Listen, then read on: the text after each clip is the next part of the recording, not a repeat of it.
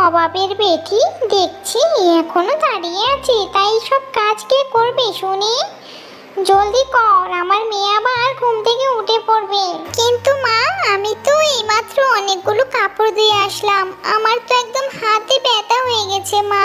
ওসব কথায় কাজ হবে না গো, জলদি কাজ করো, তারপর রান্না করতে হবে। আমি গেলাম। আমি বলেছিলাম আমায় বিয়ে দিও না মা, আমাকে বিয়ে দিয়ে তুমি কোথায় চলে গেলে মা? এখন আমার শ্বশুর বাড়িতে খুব কাজ করতে হয়, আমি কাজ করতে পারি না মা, তুমি কোথায় চলে গেলে গো মা? আরে দূর ছাই, এখানে বসে বসে কান্না করতে কে বলেছে তোমায়? বাড়িতে এসো। পুকুর পাড়ে বসে বসে কাজ নেই কিছু নেই, কান্না করছে মায়ের জন্য।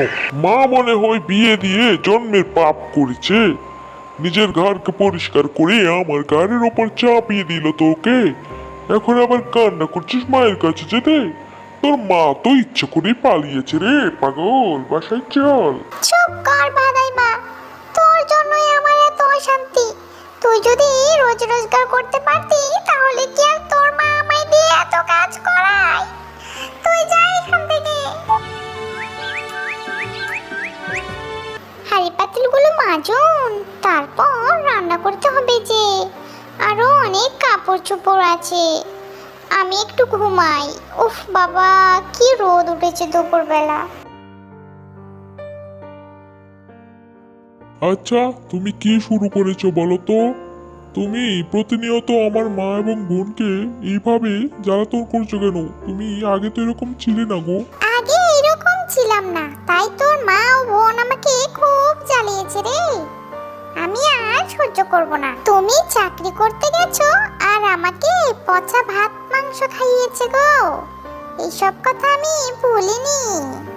বাবারে শোন, আমি ওই পাশে জঙ্গলের ঈগলের ডিম এনে খেয়েছিলাম চুরি করে, সেটা আবার তোর বউ দেখে ফেলেছে। এখন আমায় বারবার ঈগলকে বলে দিবে বলে সব কাজ আমায় দিয়ে করাচ্ছে রে বাবা। আরে মা, ইদানিং কেমন যেন ভয়ঙ্কর হয়ে গেছে। আমি এক কথা বলতে গেলে আমায় 10টা কথা শুনিয়ে দেয়। এখন এর একটা বিহিত করতেই হবে। আমি ওকে বাড়ি থেকে তাড়িয়ে দেব। আরে পাগল, না রে না, এরকম ভুল করিস না। ওকে বাড়ি থেকে তাড়িয়ে দিলে তো ও ঈগলকে সব বলে দেবে আমি যে ওর ডিম খেয়েছি, তাহলে তো ও আমাদেরকে খেয়ে নেবে রে বাবা। তার চাইতে ভালো হয় আমরা সবাই বৌমাকে নিয়ে মিলেমিশে থাকি। বন্ধুরা, আমাদের এই গল্পটি তোমাদের কাছে কেমন লেগেছে? গল্পটি ভালো লাগলে লাইক, কমেন্ট, সাবস্ক্রাইব করতে